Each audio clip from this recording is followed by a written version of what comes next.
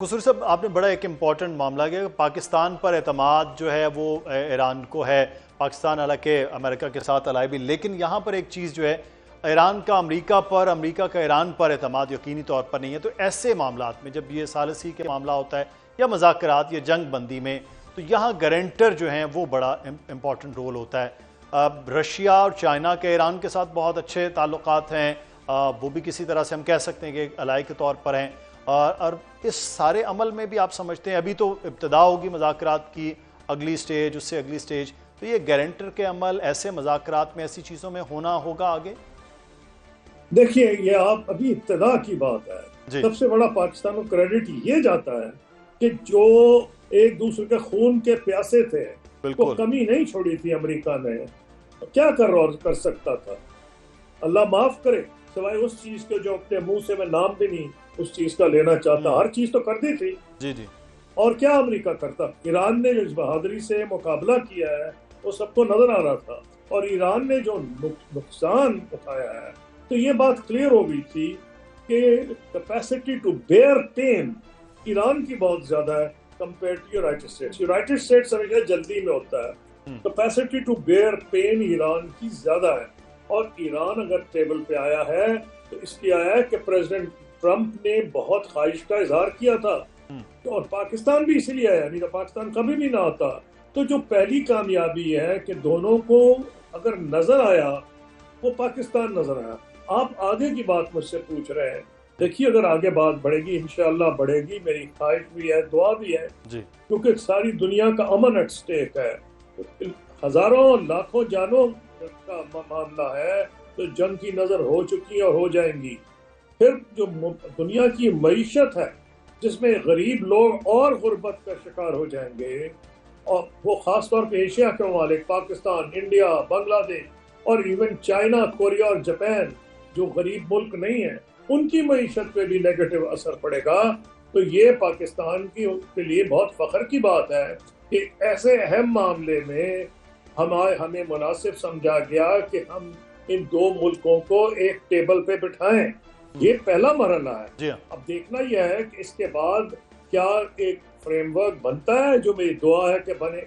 آپ جو بات کر رہے ہیں وہ آگے کی بات کر رہے ہیں. صحیح. جو کوئی اگریمنٹ ہوگا تو ایران چاہے گا کہ اس کو انڈر رائٹ کیا جائے. پچھلی دفعہ اس نے انڈر رائٹ کرایا تھا سیکورٹی کاؤنسل سے پلس جرمنی. اسے کہا جاتا تھا JCPOA، یعنی P5 پلس جرمنی. ابھی بھی وہ یہ چاہے گا کہ کچھ نہ کچھ اس کی گارنٹی کی جائے، لیکن وہ آگے کی بات ہے. وہ تو منزل دوسری ہے. پہلی منزل تو یہ تھی کہ ایک دوسرے کی شکل نہیں دیکھنا چاہتے تھے، خون کے پیاسے تھے، ان کو ایک جگہ پہ بٹھا دینا بہت بڑا کارنامہ. بالکل. اچھا قصور صاحب، اس میں ایک چیز جو ہے مڈل ایسٹ کے اپنے ممالک کا خاصا نقصان، جو ہم بات کرتے ہیں آپ ایشین ممالک کے جو اسپیشلی ساؤتھ ایشیا میں ہیں، لیکن مڈل ایسٹ کا بھی معاشی طور پر بڑا نقصان ہوا. مڈل ایسٹ کا بھی آپ سمجھتے ہیں اس سارے عمل میں کہ پریشر بہرحال امریکہ میں کہیں نہ کہیں یہ رہا ہے، یا پھر جس طرح سے آؤٹ سورس ایک سیکیورٹی نظر آئی ہے وہاں صرف خاموشی امریکہ کے حوالے سے، کیونکہ ان فیوچر جو ہے وہ بہرحال ایک کام پوائنٹ ہوگا. ہاں دیکھیں، ایک چیز تو کلیئر ہے کہ گلف کی ساری ریاستیں ان کی معیشت داؤ پہ لگ گئی.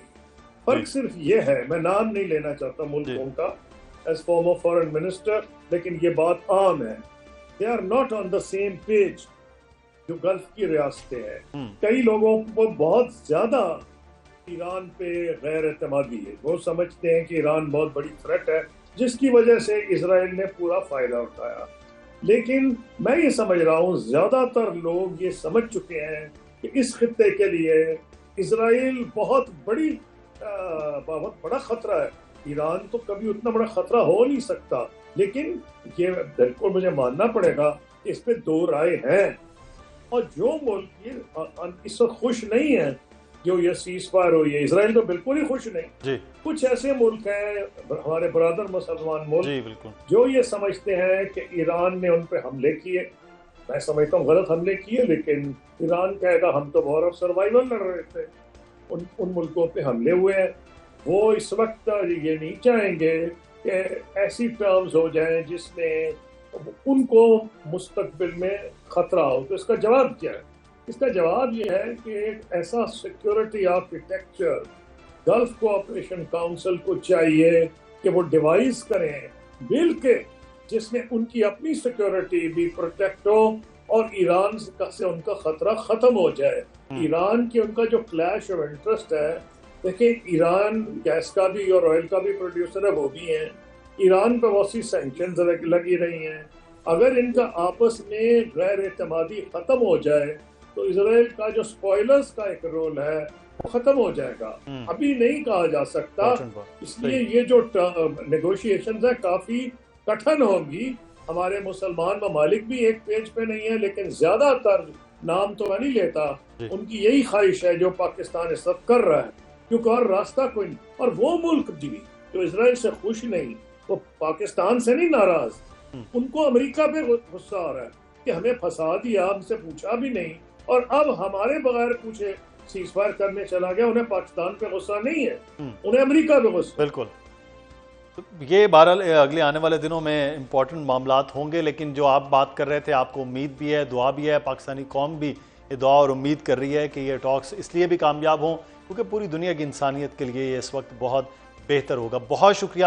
سابق وزیر خارجہ خورشید محمود قصوری صاحب موجود تھے. دنیا بھر کی جو نظریں ہیں وہ پاکستان پر نظر آ رہی ہیں، اور ان میں ایک طرف ہم یہ دیکھ رہے ہیں کہ پوری دنیا یہاں پر موجود ہے، پوری دنیا کہ میڈیا وہ پاکستان کو کور کر رہا ہے. آج ہم جب موجود تھے کنونشن سینٹر میں، جسے میڈیا سینٹر بنایا گیا ہے، وہاں پوری دنیا کی جو بڑی سکرینز ہیں وہاں پاکستان لفظ استعمال ہو رہا ہے، پاکستان کی بات ہو رہی ہے اور پاکستان کے بارے میں خبریں لی جا رہی ہیں. لیکن اب اسی میں جو پاکستان مرکوز نظر ہے، وہیں پر عالمی تنازع کے حل کی کوششیں جاری ہیں. پاکستان اس وقت ایران اور امریکہ کے درمیان مذاکراتی عمل کی میزبانی کر رہا ہے، یعنی عالمی تنازعوں کا حل اب ناظرین اسلام آباد میں بیٹھ کر تلاش کیا جا رہا ہے. 10 مئی 2025 ایک تاریخی دن اور 10 اپریل 2026 تک کا عرصہ پاکستان کے لیے ایک نئے بیانیے کی تشکیل کا وقت ثابت ہوا ہے.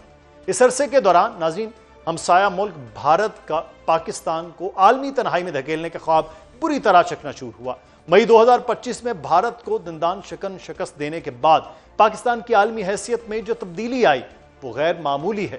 معاشی میدان میں بھی استحکام کی کوششیں ہیں جنہوں نے عالمی اعتماد کو مزید تقویت دی. داخلی استحکام اور بہتر حکمت عملی نے پاکستان کی خارجہ پالیسی کو مضبوط بنیاد فراہم کی تو بڑے عالمی معاملات میں پاکستان کو ایک قابل اعتماد شراکت دار کے طور پر دیکھا جانے لگا. دوسری جانب کل تک اپنے آپ کو اہم عالمی کردار سمجھنے والا بھارت آج تنہائی کا شکار. بھارتی وزیر اعظم نریندر مودی کہا کرتے تھے کہ جب دنیا میں اعتماد کی کمی ہوتی ہے تو بھارت اعتماد کا پلر بنتا. بھارت کے حوالے سے ان کے دعوے کیا تھے؟ مودی صاحب، دنیا میں اس وقت بے یقینی کی فضا قائم ہے، ایران اور امریکہ کے درمیان اعتماد کی شدید کمی ہے.